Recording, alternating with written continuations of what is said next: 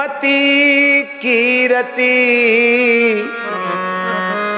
गति भूति भलाई, जो जेहि जतन जहाँ जेहि पाई, सो जानिए सत्संग प्रभाऊ, लोकऊ वेद न आन उपाऊ। किसी को उत्तम बुद्धि मिली है तो सत्संग से मिली है, संतों के संग से मिली है। किसी को उत्तम गति मिली है तो संतों के संग से मिली है। किसी को लौकिक अथवा आध्यात्मिक ऐश्वर्य भी मिला है तो संतों की कृपा से मिला है। किसी में भलप्पन की माने बड़प्पन के विशेष गुण प्रकट हुए हैं, परोपकारी स्वभाव किसी का बना है तो वो भी साधु संग से बना है। भूति भलाई, जो जेहि जतन जहां जेहि पाई, जिस यत्न से जिसने जहां भी प्राप्त किया है, सो जानिए सत्संग प्रभाव। तुलसीदास जी कहते हैं वो केवल सत्संग का प्रभाव है, लोक और वेद में दूसरा कोई उपाय ही नहीं है। इसलिए संतों ने कहा, क्या कहा, नहीं कुछ हंस के सीखे हैं, नहीं कुछ रोकर सीखे हैं, यदि जीवन में कुछ भी सीखे हैं तो किसी के होकर सीखे हैं। एक श्रृंखला संबंध होता जानते हैं,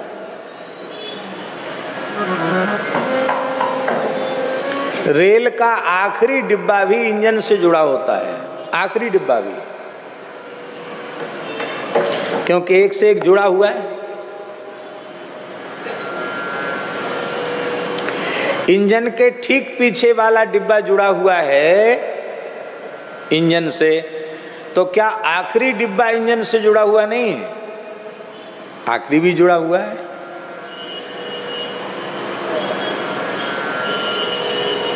नहीं समझ बात।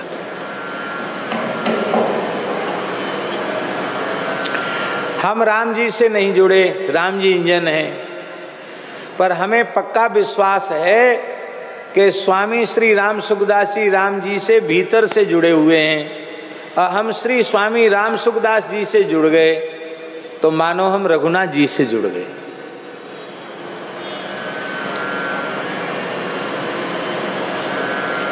संत से जुड़ जाइए, संत से जुड़ते ही भगवान से जुड़ गए, और संत से विमुख होते ही भगवान से विमुख हो जाओगे। संत और सद्गुरु में भेद नहीं है, सद्गुरु ही संत हैं और संत ही सद्गुरु हैं।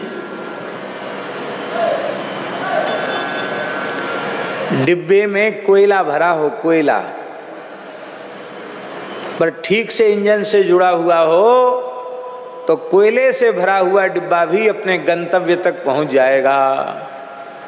और डिब्बे में हीरे जवाहरात भरे हों, सोना चांदी भरा हो, और इंजन से उसका संपर्क न रहे तो जंगल में लुटेगा नहीं, प्लेटफार्म पर ही लुट जाएगा। 1 फुट भी आगे नहीं बढ़ पाएगा। आपका जीवन इतना मूल्यवान बन चुका है कि आपने साधन रूपी हीरे मोती जवाहरात अपने भीतर इकट्ठे कर रखे हैं। आप कोयले के डिब्बा नहीं, आप हीरे जवाहरात के डिब्बा बन गए हैं। किंतु किसी भगवत प्राप्त संत सद्गुरु का चरणाश्रय आपने ईमानदारी से नहीं लिया है तो आपकी वह साधना लुट-पिट जाएगी, आप अपने जीवन के चरम लक्ष्य तक पहुंच नहीं पाएंगे। और इसी भाव को इंगित करते हुए गोस्वामी जी ने कहा, क्या कहा आपको याद है? हम तो केवल याद दिला रहे हैं। गुरु बिन भव निधि तरे न कोई, गुरु बिन भव निधि तरे न कोई, जो विरिंची शंकर सम हो, जो विरिंची शंकर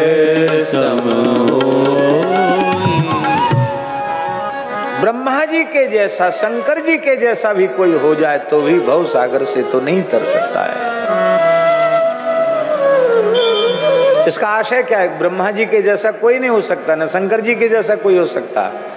इसका तात्पर्य केवल इतना है कि प्रत्येक मनुष्य के जीवन की सफलता के लिए उसके जीवन में संत सद्गुरु का आश्रय अत्यंत अत्यंत आवश्यक है। और वह आश्रय केवल नाम मात्र का नहीं, हृदय का आश्रय। भीतर से हमारा हृदय किसी सत्पुरुष के चरणों में निवेदित हो जाए, समर्पित हो जाए। तो हम जो बात कह रहे थे, बिना संतों में श्रद्धा जगे, संतों का संग हो गई ना। और श्रद्धा कैसे होगी? जाने बिनु न होए प्रतीति, बिनु प्रतीति होए नहीं प्रीति, प्रीति बिना नहीं भगति दृढ़ाई, जिमि खगेश जल के चिकनाई। संतों के महात्म्य का ज्ञान कैसे होगा? संतों की, हरि भक्तों की चर्चा सुने बिना, उनका चरित्र सुने बिना आपको उनकी महिमा का ज्ञान होगा नहीं। उनमें श्रद्धा उत्पन्न नहीं होगी, उनमें विश्वास दृढ़ नहीं होगा और फिर जीवन निष्फल हो जाएगा। इसलिए जीवन में आपने संपूर्ण जीवन सत्संग किया है, किंतु यदि भक्तमाल का श्रवण नहीं किया तो आपके जीवन भर का किया गया सफल नहीं हुआ। क्योंकि जिस प्रकार की श्रद्धा भगवत भक्तों में, हरि भक्तों में, संतों में होनी चाहिए, उस प्रकार की श्रद्धा बिना भक्तमाल श्रवण के उत्पन्न नहीं हो सकती, नहीं हो सकती, नहीं हो सकती।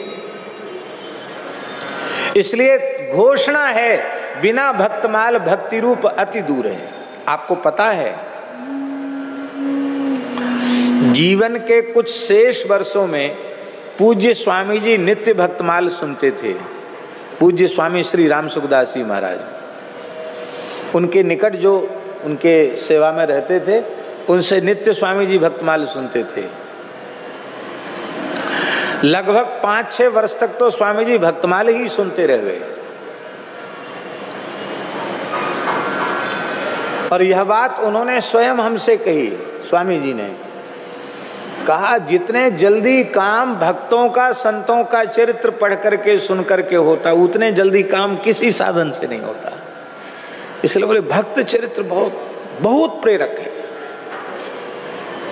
भगवान का चरित्र जब सुनने हम बैठते हैं तो हमारे मन में एक भाव होता है, भगवान तो भगवान है, सर्वसमर्थ है, सब कुछ कर सकते हैं, भगवान के लिए क्या कठिन है।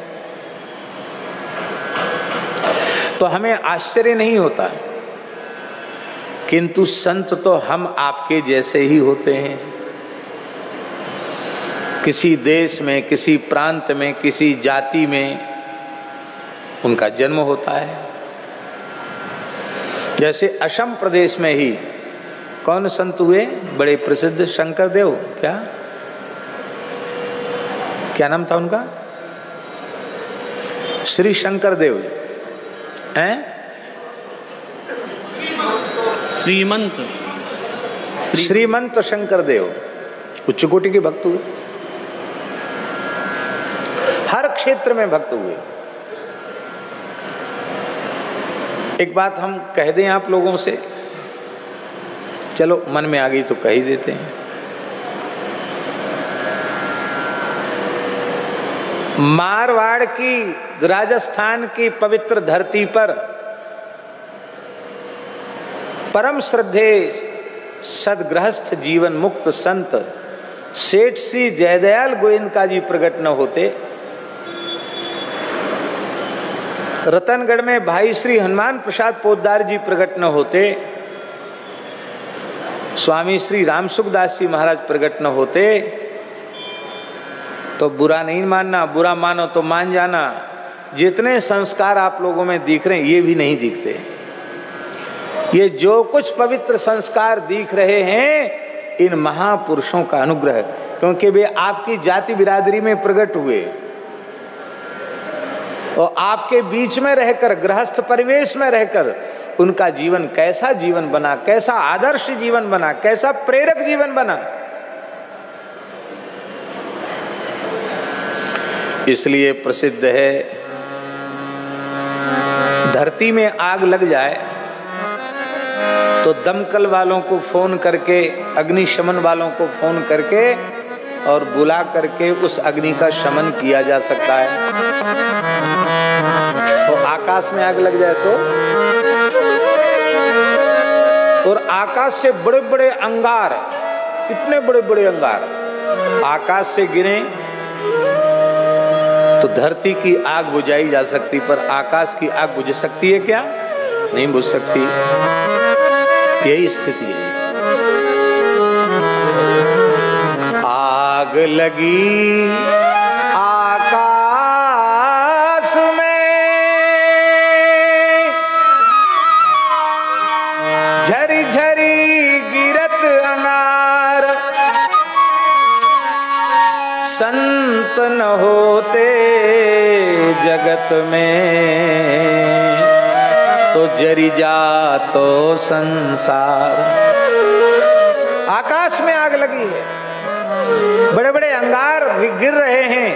यदि इस जगत, इस धरती पर संत न होते तो ये सारा संसार जल जाता है। आज भी जो संतों की छत्र छाया में है, वे उस आग से बचे हुए हैं।